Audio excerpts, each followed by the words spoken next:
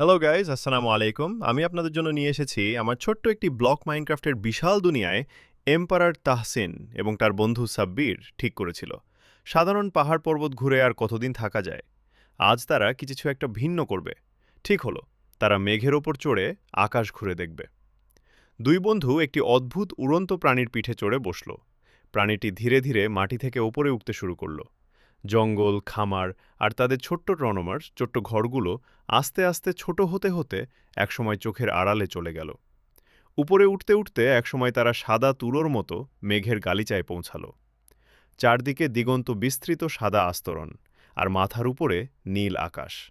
সেই মেঘের ওপরে বসে তাদের মনে হলো তারা যেন এই সার্ভারের আকাশেরই রাজা।